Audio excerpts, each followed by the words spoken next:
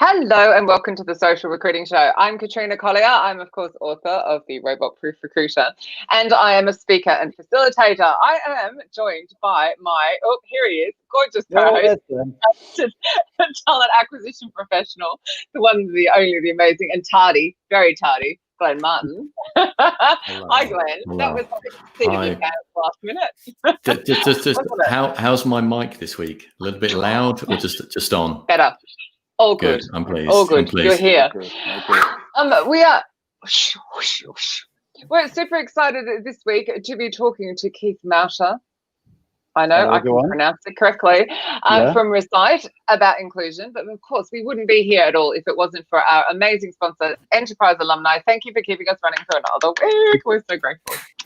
Keith, welcome to this Social Recruiting Show. Thank you very much. Welcome, Keith. Hello again, How Glenn. you doing, man? Been a while. Yeah, how are you doing? Yeah, I'm good, man. I'm good. How are you? Good. The beard's coming on nicely there. Well, yeah. Lockdown beard continues. Beautiful beyond lockdown, essentially. We could fill this just talking about the beard, I'm sure. Well, we could have a beard off. Glenn, yeah. I'm sure there are far more important things to talk about, to be fair. There is probably a lot more important. Definitely. So, Keith, my understanding from what we were chatting about in the green room when Glenn wasn't there was about, I know, where were you? Was about you actually have a recruitment background before you ended up working at Recite. Yeah. Did you want to fill us in a little bit on it, like your career history? Yeah, so I spent about 11 years in recruitment. I made the bold move of moving away from the Northeast when I was around 24 and got into a recruitment agency, which was part of the Per Temps group down in Leeds called The Book, which is a creative recruitment agency. I was a web designer at the time, applied for a job as a web designer, but got drew into the whole world of recruitment with promises of Ferraris and lush apartments and everything else. Didn't quite get there, but six-figure income in 6 months and all that crap. Yeah. So work mainly in the creative sector. So recruiting art directors, copywriters, designers, web designers, the field that I knew basically, and that's why I loved it so much, because it was an area I was passionate about and loved. And as with any job, if you love it, you don't feel like you're working too hard, and it never felt like that. I got to meet some great agencies, candidates, got to look through their portfolios and place some fantastic people around the world. Moved to various agencies, got some really good background, ended up going in-house and working actually for a branding agency to do in-house recruitment. So I was head of EMEA talent attraction for UK and Europe. Yeah. Which I really enjoyed, and I did that for 12 months. And then decided to make the bold move and get into software, because I had a real keen interest in technology. And technology tends to do what you want it to do a lot of the time. So I was kind of moving away from the unexpected surprises that might crop up every now and again. Moved into software, worked for a couple of companies, but I've ended up at Recite Me, and I think the reason why Recite Me it kind of excited me was the vision they had around making online experiences more inclusive and kind of, tapping into a diverse audience. And for me, having worked in recruitment, it wasn't something that I was consciously aware of back then, even for the 10 years, which sounds ridiculous. But it opened my eyes, and it continues to do that, and it allows me now to work in recruitment, but also with the technology as well. Yeah. Because we weren't going to sell the tool, but I freaking love it. Like, anyone who's heard me present lately, I'm forever going, please get this tool on your website. So if you go to thesearchologist.com or your website, obviously, you can click accessibility tools and play with it and see how you can, like, for one, make the font bigger. Great for anyone of a certain age. But, change the colors of the screen for dyslexics. And is that also for dyspraxia, isn't it? And have rulers that you can... it's seriously cool. Read it out. It's very much based around It's very much based on neurodiversity. So not, it's autism, it's color blindness, it's various other learning difficulties, visual impairments. Even English as a second language for candidates who may struggle reading content. It really supports.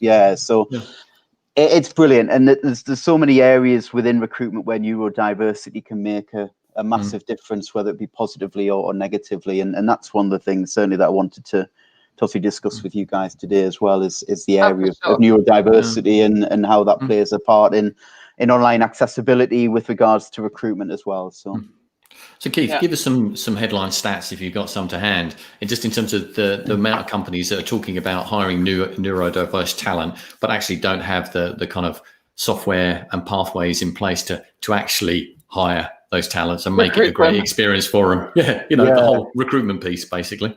Yeah, I mean, it would probably be embarrassing to give figures and how many companies actually provide assistive technology as part of their process.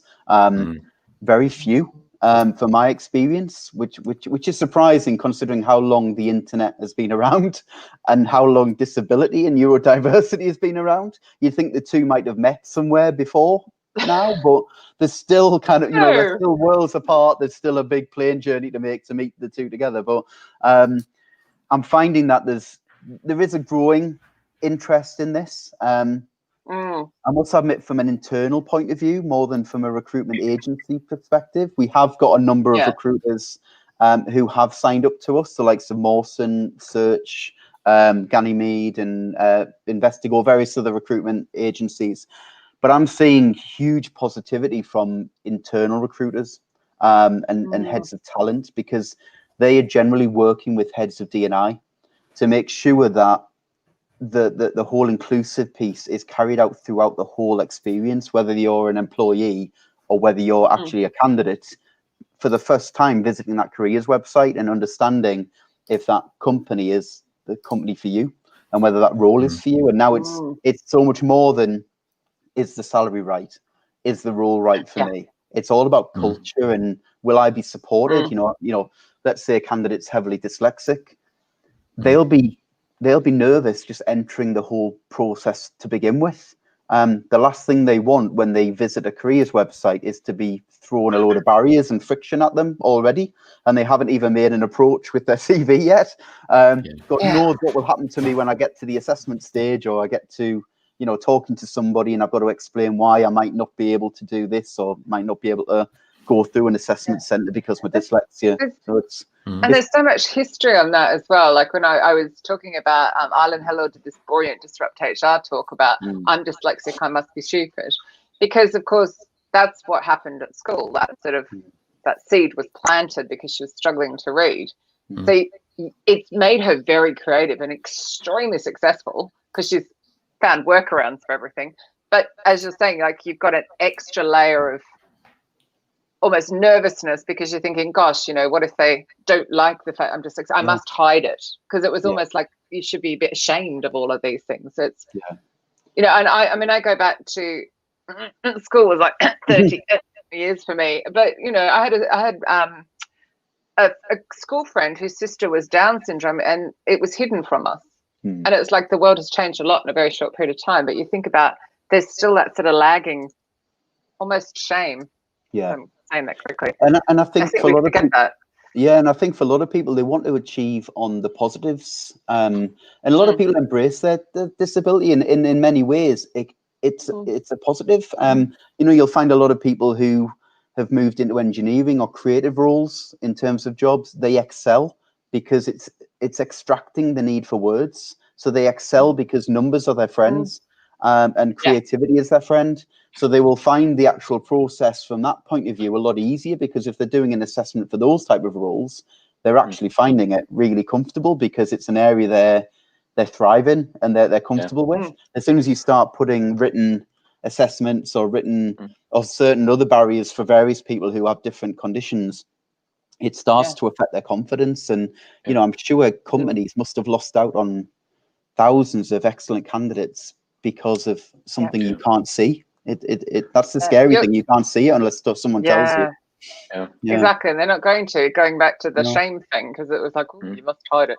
You're getting some love here from fabulous Cindy Davis, neurodiverse recruiter. I think that's actually pointing at you from where it was on the comments on Facebook. This is amazing. Yes. I think hello, Uber. Hello. Let me introduce you later. I think Theo Smith, our friend Theo Smith, does a really great job of illustrating how you could be the individual applying for the job or going through the process could be this like real superstar or as he puts it, Superman, and then you put them into an interview process is basically their kryptonite, which basically goes against all of their kind of natural inclinations and just actually doesn't really allow them a platform to really sort of illustrate their best skills and qualities in relation to the role. And I think a lot of companies perhaps are thinking about neurodiverse talent and how to attract it, but not actually changing that process. And that's kind of the what you're trying to say is that's the starting point, right? That's that thinking. You've got to create different pathways. Yeah, and an important point to make is inclusion for the candidate is a life thing. It's not a recruitment thing. To them, inclusion happens every minute of every day. You know, whether they're getting on a bus, getting in the car, going to the cinema, whatever they're doing, there's always an inclusion barrier coming up. It just so happens that getting a job is one of the most important things they will ever do in their life. So making that process as inclusive as possible. And I say inclusive instead of accessible because the two are very separate things, which I can explain because obviously we work very much with websites and at ReciteMe to try and make them more accessible. And people try and get around this argument by saying, well, our website's very accessible because our designers have built it that way. Being accessible doesn't necessarily make the website usable because you could present a AA standard. When I say AA standard, I mean the WCAG guidelines, which is Web Content Accessibility Guidelines, which most developers will work towards now when they're building a website. Single A is the lower level. AA is where most people want to be, and AAA is amazing. Basically, it's where you get subtitles and things like that on your website and really make it as inclusive. So you can present a really accessible website to someone.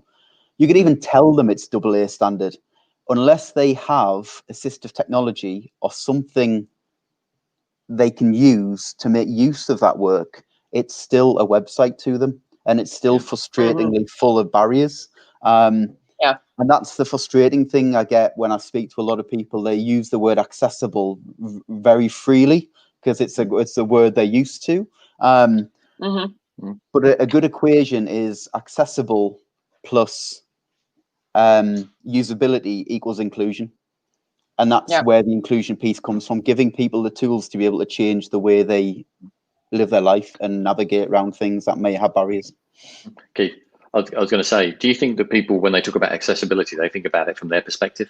And they don't potentially think about, and may not even know, or if they do know, they may not be aware of an individual that's neurodiverse, so they've never really thought about it from that individual's perspective. Is that something you encounter? Yeah, there's a lack of understanding. And like I said, for 10 years, I was totally oblivious to the concept of, and I worked in an industry where a lot of people may have had a learning difficulty, because it was the creative industry. But yes, I think there's just a lack of understanding. And at the end of the day, recruiters get up and their main focus is to place really good candidates in the roles that they've got. It takes a special kind of person to take that time aside and start researching the barriers that might be present with that particular person. And at the end of the day, we're dealing with people. So really, if you're dealing with that as your specialist area, it's your responsibility to learn everything about that. And with people come barriers and come disabilities and impairments. And if someone has got a barrier, it gives you a head start if you know about this stuff, because you can talk to your client about it. And how impressed would your client be if you were upfront with them and said, I've got a candidate, they're amazing. However, these are the barriers that they will typically encounter because they're dyslexic. Can we work around these with the assessment centres rather than just chucking them into the lines den and praying that it doesn't come up and it doesn't impact their application? What an amazing approach that would be. And I think because so many employers now have got D&I at the top of their priorities, and this year has certainly helped that for obvious reasons. You've got to be singing from the same hymn sheet. And this is obviously what I was always drilled into me, try and learn the culture of the bit. And the culture is a very kind of flimsy word, but, try and understand the company and what they're looking for and their drive and what that kind of, that culture looks like and feels like. And D&I is the top of that priority at the moment. So it's really important that recruiters are embracing every area of inclusion, from the application process through to understanding the candidates, to being very open with clients and candidates about what the process may look like for the candidate and for them, and what they're getting with that particular candidate. So yeah, I think there is a lot of misunderstanding, lack of education, but again, that's an individual thing and a personal thing that you go out and seek and search, and to be the best you possibly can, you need to learn as much as you can about people and about the role that you're doing at that particular time, I think.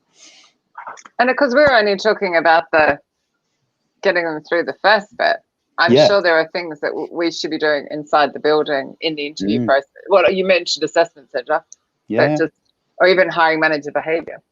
Oh, okay. Cynthia's making more sense to me now. Okay. So sorry, because some of the comments that she was writing on the side, I wasn't understanding. So she is neurodiverse, autism, Asperger's, which actually my brother has as well. So she was saying for me, dark mode would be ideal. Yeah. And then she gets overwhelmed by complicated job applications and recruiters not keeping me informed of my status in a typed manner. Yeah. Oh, sorry. I didn't mean to bring up Tom. I meant to hit that bit. There we go. Okay, now I get it. That's, I feel so bad I didn't know that. And I know Cindy so well. Anyway. And to be fair to any company, it's difficult to build a website that accommodates everybody. It's impossible because you've got such a diverse range of conditions. But then with each condition, you've got a spectrum of where that person sits on a spectrum, and each individual has their own personal color combinations at work. You know, Cynthia mentioned there the dark mode would work. For some people, bright yellow with black writing works. Spacing the letters out is better. But you can never build a website to do that unless you go to the end of the world and build the website over a space of 10 years and incorporate this all in the build. But people can't work like that. You need, you know, if you're starting a business, you need a website there and then, because you need to start attracting candidates and attracting clients. And it's all about the brand, and I need to get my message out there. But accessibility and inclusion and usability is generally the last thing that is brought up on the whole design plan and project plan of building a website. And I found that with a lot of clients, and I'm talking big corporate clients where you'd expect them to be a little bit more in the know. But actually they've gone to the extent of building a really beautiful careers website, and then they've been asked the question by an employee who has seen it, who has a neurodiverse condition, and said, well, this isn't really great for my condition. There's probably thousands of other people out there who will want to work for our company who will find it difficult. And then that's when the light bulb goes, and so what do we do about this, and how do we impact that, and why didn't we think about this to begin with? And again, to your comment, Glenn, it's excitement about the brand, it's excitement about building a new careers website, but there needs to be more excitement about inclusion and opening the doors to a much richer, creative candidate base. To be honest, you know, that's the fundamentals of it. And figures show and statistics show that for companies who are more diverse and more inclusive, they have a much greater revenue build because of the richness of the people they have employed in that business. So amazing, isn't it? Oh, go on. Go for the questions. No, go. No. Okay. I think we might have answered this though. Didn't we talk about this earlier? Maybe. I don't know when Tom tuned in. No, actually, Tom's been there since the beginning. Hello, incoming. Is there a software or app that measures the accessibility of a website? This is a good way for recruiters to access a company's real desire to accommodate diversity. Is that the AA rating that you were talking about? Yeah, maybe, but then it's not public, is it? There are WCAG. I mean, this is stuff that the actual provider of the content will be able to do. Not necessarily the user per se. There may be technology out there that individuals can use to scan a website to see how accessible it is. You know, we're building a tool at the minute that allows clients to scan their whole website, and it creates the measures and the alerts as where it's not accessible and where it needs work. Which we're excited about and will help a lot of our clients, because a lot of them, as you mentioned, just don't understand WCAG and don't understand accessibility about the website. So we've built this to hopefully support that and then move into the realms of providing the technology.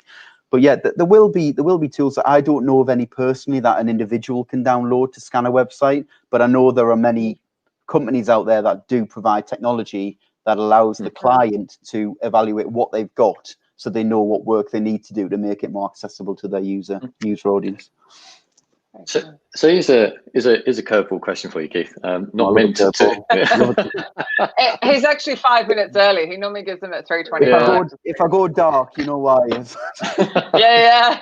Just testing the software. I just wonder whether you sit in front of companies, and perhaps some of these companies don't actually know how many neurodiverse members or employees they actually have. And whether you kind of can give any advice or pointers to perhaps patterns of behavior, or give them reference points or reference material to identify patterns of behavior. Because as you said, some people don't identify as neurodiverse, right? They don't see that as a kind of category they sit within. So again, I was just wondering, do you sit in front of companies and they're like, well, we haven't got many neurodiverse employees, and you're like, how do you know? How do you know for sure? If I'm honest, the first part of that question, I don't, because I think a lot of the clients that I talk to are aware that they've got a diverse workforce. They've got very strong employer brand teams that will work on engagement and communication, and a lot of that is employee surveys and understanding the audience that they're working with. Again, I think the lack of understanding is how they support that audience and how they actually make sure that they're engaged, because it's saying you're an employee engagement manager. It's such an involved job because you've got so many different people to accommodate for and to communicate to. And when I do speak to those people, they do have a sound understanding of how to communicate properly with various different people. And they work very closely with diversity and inclusion leads to make sure that the communication is right. It's going to the right people. It's developed in the right way. It's processed in the right way. But yeah, I'm pleased to say that a lot of the conversations I have, they are aware there's an inclusive, a diverse audience there. They're just not sure how to approach it on a mass scale, through their digital channels and through their careers websites, intranets. And again, I'm not going to talk about Recite a lot, but that's where something like Recite would come in handy, because it takes a lot of weight off their shoulders, knowing that their different websites can be personalized by the individual. And that takes the control out of their hands and the responsibility out of their hands. It's saying to the user, we want you to work with us. We want you to join us, or we want you to at least apply for a job. Here are the tools to make sure you can engage with us and give us the best possible information that you can give us to tell us why you can do this job. But yeah. Whoa, we're getting so many comments. Sorry. Giles, I completely interrupted you there, Keith. Great to see you, Keith. Hi, Giles. Great to see you, Giles. We are huge fans of Recite Me. It's transformed our ability to deliver an accessible and inclusive candidate experience for our customers. Wicked. And then Patricia has written here, and I have no idea if this is a competition, but I just saw the Wave evaluation tool. And from what a quick Google while you were talking, which is very rude of me, it's a web accessibility evaluation tool. So cool. Note to everybody. Well. Audra, hello, Audra. Great. Audra Knight. Sometimes even the people themselves don't know or haven't been diagnosed as well. Right. Okay. Oh my God. Here's another one. They're coming in thick and fast. Hey, Clive Smart. Hey, Clive. Hi, Clive. I think the product is great to improve accessibility, usability for candidates. I do think we also need to think of tools we use day to day once you start in your new role. Absolutely. Slack, Jira, Miro, Trello, Outlook, etc. All of these products are these products able to always help people who need additional support? They're not, are they? They don't have. No. They don't. They come with minimal, if any tools. And it, I personally reached out to a few of these communication tools, especially over the last few months with lockdown and the importance of Zoom and Slack and everything else that people use to communicate, and had very little back. But when one software company tries to talk to another software to tell them we can do something for them to improve it, I think sometimes the walls come up a little bit, which is understandable in ways. But the core message from us isn't about we can do things better. We just want to work with other companies to make sure that inclusion isn't just specific to certain software or websites. I've just noticed that. I keep interrupting you. I'm so rude. My communication. But what I'm seeing, hang on, I need to come into the frame the other way. On Facebook, it's putting captions live while we're talking, Nice. which means they must be interesting. Mm. But that's Even better. I've not seen that We're being before. inclusive as we So talk. yeah, but think- so that's the sort of thing we're needing, aren't we, on things like Slack? I mean, that's very visual. You know, it's not. The problem is with the current status, and the disappointing thing is we're in 2020 going into 2021, and we're still trying to educate as much as we can around inclusion. You know, how much education do people need to actually get the message across that the world is full of diversity and inclusion is such a key part, and that just doesn't count for recruitment, it counts for life, and we're learning those lessons through the news and through events that happen in the world. But it's so disappointing that in 2020 I still have phone calls with people who basically just reply with, "We don't need this," and it's like, well, and you know, and I don't necessarily reply to them until a few weeks after, just to let myself calm down a little bit. But it's a very the steam selfish. stop coming out of the ears. It's a very, and that's me being very honest, I think. But no, I love that. It's not about the we, it's about the users. You know, what right do they have to say we don't need this right now? I mean, how do they know there's not 500 candidates waiting to apply for a job for that company who have severe dyslexia or have autism, who might struggle with a process or an application process online? Let's face it, how many times now will somebody send in a paper CV? It's all done online, whether you're looking at job posts, whether you're looking at a careers website, a recruitment website, whether you get to the ATS side of it, the applicant tracking system, and then obviously onboarding as well. Everything is online. Everything is online. And what we're doing at the minute, and what we need to stop doing so much, is shutting doors and just open doors a little bit more. And it's not difficult to do. You know, as an example of our technology, you plug in a few lines of code into a website and it magically starts providing inclusion tools to people. The technology is out there, not just for site, but different areas of, you know, there's companies that work with job boards to make sure they're compliant and that they're accessible and they're inclusive to everybody. It's just, it's so easy to fix, but it's so difficult to get the message across sometimes. That's the frustrating part about it, from, you know, for my conversations I have. The lovely part is when you get a company that is totally open to it and totally embracing of everything inclusion. And I will give a shout out to you know, the Very Group at the minute, who I'm working with, who absolutely love Recite Me and are exploring the opportunity of putting it on various websites to help customers, potential candidates, and they're just amazing. That's also where you need it, isn't it? Right, in that the people creating the websites.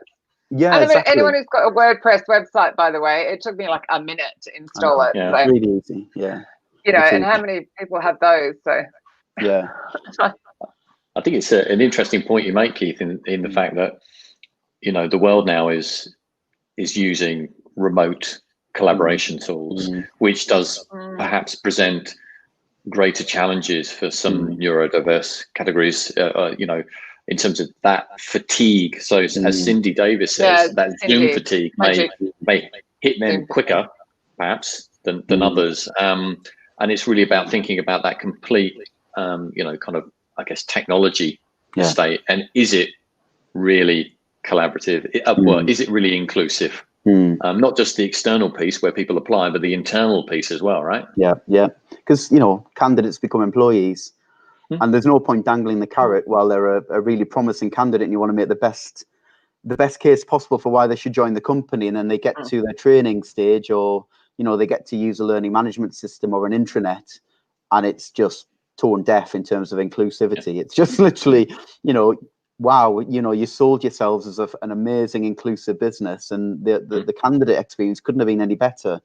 But I've now joined, and the systems aren't in place, the internal aspects aren't in place. I'm trying to use the intranet, and that's really kind of difficult to do. And I'm trying to use the internal chat system, and that's really difficult to do.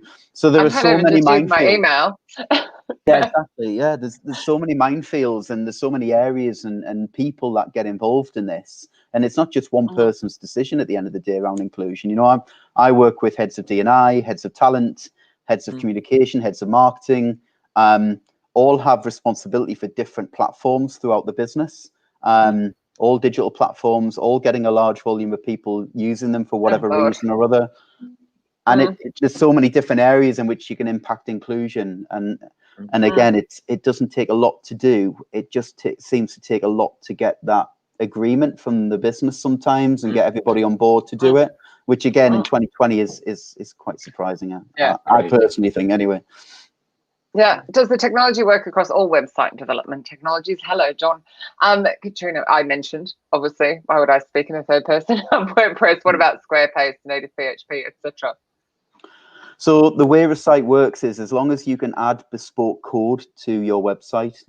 So it depends on the level of CMS you're using. So if you're using something like Squarespace, but at a very basic level where it's very much plug and play, where you just drag stuff into it, but you don't actually get access to the code, that would be difficult, and you can't do that with that. As long as you get access to the back end and the code itself, it's JavaScript, so you just add the JavaScript into the code itself. So we're very flexible in terms of what technology we can work with on a site level. So yeah, it's very similar to adding Google Analytics basically. So if you've done that on your website, you generally be able to add the site. That's cool. And just a question, Keith. We're doing such a great job of not selling it for you here, aren't we? We were going to talk about... Yeah, we're trying to stay away from the site. I know, but we just love it. I just love it so much. I literally talk about it in every presentation. Trying to think, actually, no, I have done one in the last month where I haven't mentioned it, but I love it. I just shout it from the rooftops. Everyone should bloody have it.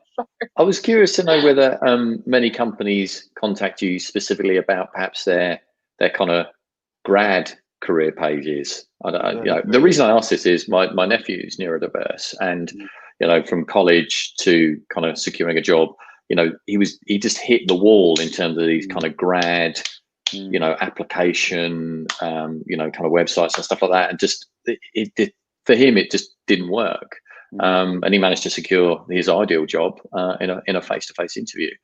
So I was just curious, do companies specifically contact you about that particular area of their recruitment process, or is it quite spread across? Yeah, it's more generalist. If I'm honest, I'll probably raise it with them, because they'll come to me with a general sense of adding it to a careers website, but then I'll kind of do my research and due diligence and find out what areas of the company they're recruiting to, and what how far, and because naturally, as being inquisitive and interested in the site and how it can work, I want to know the breadth of how I can work with this company. So I look at where they recruit, how many different careers websites they have, if they do have an apprenticeship with the scheme, if they do have a grad scheme, a website specifically for that.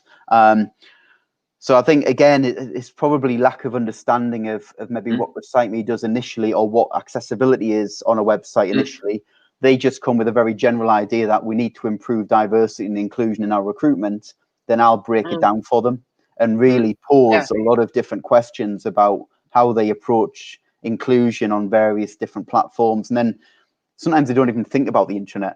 That's taught. When I mention that, they're like, oh yeah, we've got an intranet. It's like, yeah, it's the thing that your employees use every day just to communicate with each other and look for new jobs internally and stuff. It's it's quite funny sometimes, in a serious way, but you've got to laugh sometimes with the clients to think how blinkered sometimes the approach is, and then you just open them up completely and they're like, wow, I didn't think about that. That's quite amazing. Well, it's not amazing, because we're just adding it onto a platform you've probably had for 20, 30 years. It's just been developed in different ways. The internet's probably always been there, but again, inclusion has been the last thing on the mind, and it's only now that it's really becoming a key factor to them. Yeah, I think it goes back to that society changing as well. Totally. A LinkedIn user, every so often LinkedIn does this, but it doesn't show me who has said this lovely comment, but I'll see it later. Or please feel free to add your name, whoever wrote this comment. You're getting some love. Maybe it's one of your staff. Probably our marketing manager Michael. Did you write this comment? Yeah. Probably Michael. I don't know why it does that every so often. It's so annoying. And I try and look on my phone, and then the comments won't show on my phone. I'm like, oh, I give up. So, but you're getting some love there. But I think it's so complicated. I think the whole, we're suddenly more aware of how diverse people are. There's still a bit of a shame. Like, I can't imagine. Going back to if you saw one of my 5-minute rants about asking for someone's sexual orientation while they're applying. and it was like, I'm sorry, what? But it could almost be the same. Like, are you dyslexic? Are you dyspraxic? Is that like that fear? Well, if I say yes, does that rule me out straight away? So it's like, it's hard, and it's I guess it's becoming it's hard to really prove to people that a company is okay with all of these things, and that's I still think we have that barrier to get over. I guess it comes down to the positioning of the question and the context of the question. If you're just blatantly asking for someone without any context behind it, if you pitch the question that you want them to have the best possible experience, and you want to accommodate for anything that they may need, that's a totally different question altogether. If you just ask it very bluntly with no context around it whatsoever, you know, you can stop people in their tracks. And, you know, if I kind of talk about our MD, Ross, you know, he's quite openly said that if he wasn't in the position he was in where he owns his own business and he was applying for jobs, he'd probably try and apply for jobs without having to declare that he's dyslexic, just to get through that without having to raise any, you know, I hear the word red flag, but raising his hand to say, I'm dyslexic and I may need help. Actually, Cindy agrees with you. She's just, I think. Yeah, Cindy's just written it's dangerous to disclose. It's like this. Yeah, I think what you said is so important, isn't it? It's how you phrase the question. Yeah. And I think that we so often get it wrong because we just do it too practically. We don't think about. I think it's dangerous when you're a candidate because you don't know the business yet. If you're an employee of 5 years and you've managed to keep it under the radar and quite happily, but you feel the need to share with your manager that you've got dyslexia, you've got, you know, a level of autism, probably wouldn't be as negative to disclose because you've already embedded yourself in the culture of the business. They know what you're capable of. And not saying at the candidate level you're not capable of doing the job, but I think the perception of that of individuals, they might think, well, if I tell them now, it might impact my application process or the way they treat me, and I don't want to be treated any differently to anybody else. But again, like I said, the understanding of the business and how they might, because you can read the website and you can read the diversity and inclusion section of the website, and it'll all be singing and dancing and we do this, we do that. But you've got individual and bias conscious and things like that. You don't know who you're going to be meeting or talking to at that particular time. Or you go and look at their Instagram account and discover something completely different. Yeah. And as a company, their focus might very much be, you know, we want to be inclusive and diverse, but you can't account for every individual that's in that business and them sharing the same thoughts and the same brand ideals as the business. So yeah, it is very dangerous to disclose it. It's certainly at the candidate point, I would have thought. It strikes me that recycling is part of a overall approach to real inclusion. Essentially, it's not, whilst it's massively powerful and super helpful right from the off. It's the starting point, it's an entry point, and the rest of the business needs to really align around that kind of mindset of inclusion. Because as you said, there's no point going through a website application process that, you know, kind of is tailored to you, and you get into that, you know, kind of virtual interview now, but you meet the same type of kind of unconscious bias. Now, you're at that point where you're confident about talking about your neurodiversity, but if you meet an interviewer that kind of doesn't seem to be empathetic to that and you've just disclosed it, then it's almost immediately back to Theo's analogy, Superman sitting there or Superwoman sitting there wrapped in kryptonite, right? Totally. And everybody has their different kryptonites, don't they? And it's you know, because a lot of the conditions we accommodate for are hidden, you can't even see the kryptonite from an employer's point of view, and you unless that person discloses their condition or disability, it's impossible to accommodate for that.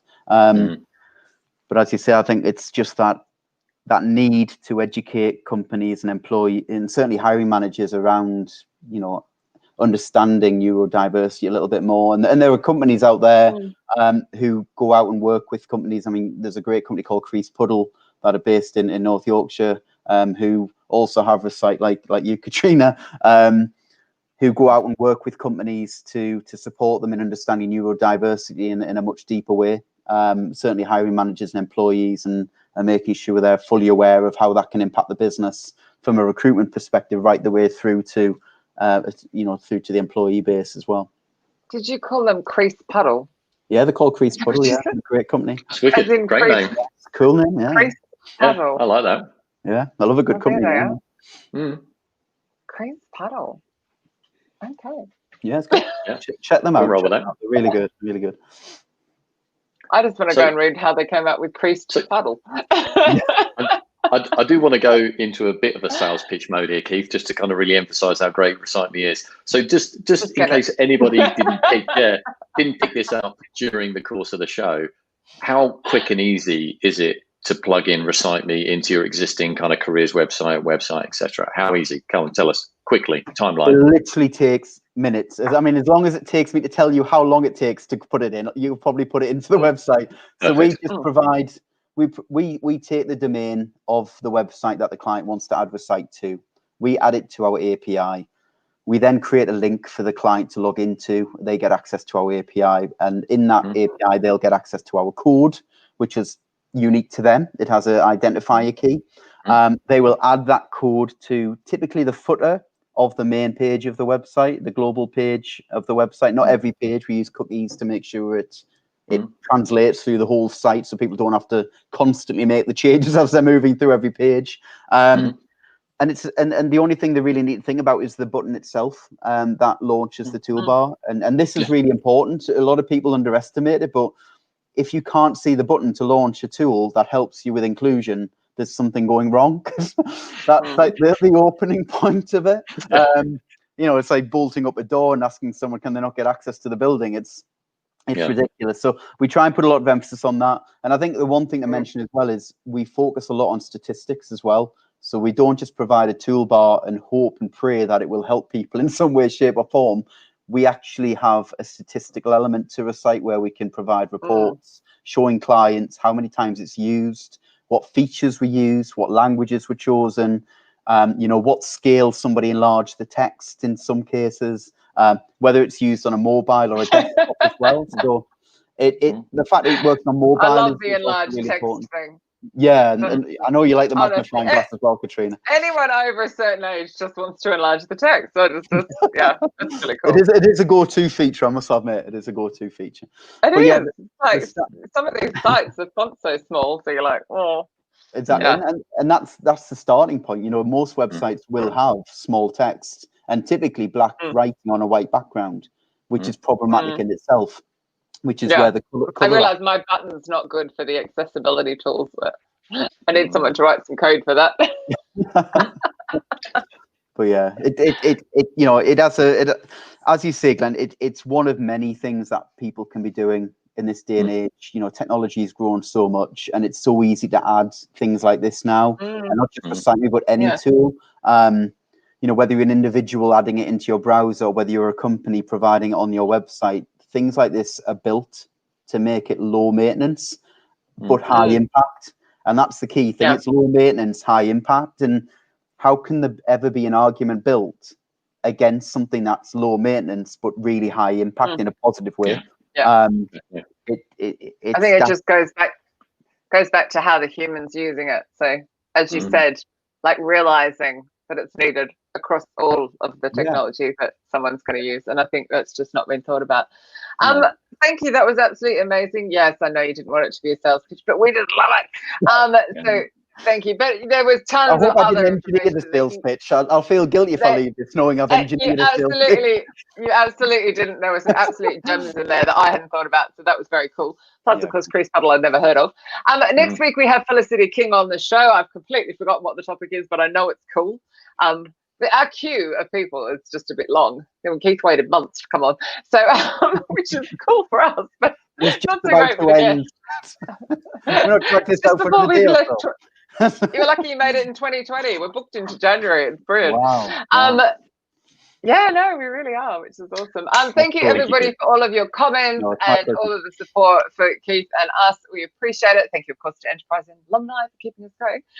And we shall see you all next week at exactly the same time, Thursday at 3 p.m. UK time and 10 a.m. Eastern. Until then, have a wonderful week, everybody. Bye. Bye.